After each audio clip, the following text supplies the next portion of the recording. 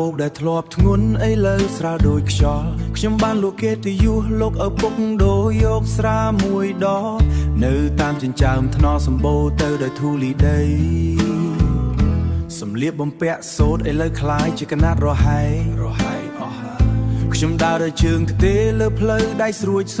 ខ្ញុំដេកជាមួយជ្រូកចែកអាហារវាស៊ីក្លិនស្អុយនេះវាជ្រាបចូលដល់ក្នុងឆ្អឹងគ្មានអ្នកណាមើលមកគ្មានអ្នកណាសួរនាំមេយប់នេះត្រជាក់តែបេះដូងខ្ញុំក្តៅដូចភ្លេចនឹងបាយក្តៅនៅផ្ទះណា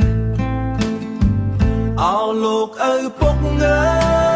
យកូនមកវិញហើយកូនមិនសុំធ្វើជាកូនទេសុំត្រឹមជាអ្នកបំរើ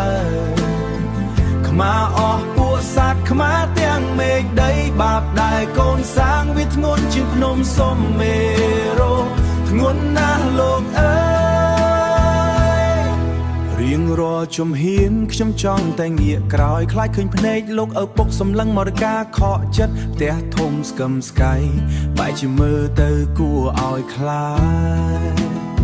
ខ្ញុំលុតជង្គង់នៅមាត់របងដែលពោពេញដោយច្រែភក់ជ្រាំនៅលើមុខគឺជាបង្ការពីភាពខ្មាស់អៀនស្រាប់តែមានដានជើងរត់មកយ៉ាងលឿនលោកឪពុកមិនស្ដីបន្ទោសតែត្រកកង3កូនក្នុងដៃតែកង3កូនក្នុងដៃអាវថ្មីនឹងចិញ្ចៀនវាមិនសមនឹងកូនពៀននេះទេទឹកភ្នែកលោកឪពុកស្រក់ចំលើស្មាខ្វក់របស់ខ្ញុំវាលៀងជំរះអស់មិនទើលដែលដកក្នុងចិត្តអោលោកឪពុកអើយកូនមកវិញហើយកូនមិនសុំធ្វើជាកូនទេសុំត្រឹមជាអ្នកបំរើខ្មាអស់ពួកសត្វខ្មាទាំងមេឃដីបាបដែលកូនសាងវាធ្ងន់ជាងភ្នំសុំមេរោធ្ងន់ណាស់លោកអើយកុំសំឡាំសត្វអបអអី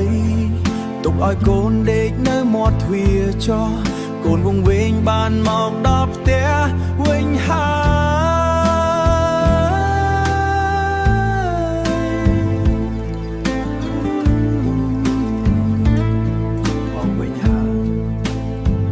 ត្រឹមជាធូលីដីនៅក្រោមបាតជើងលោក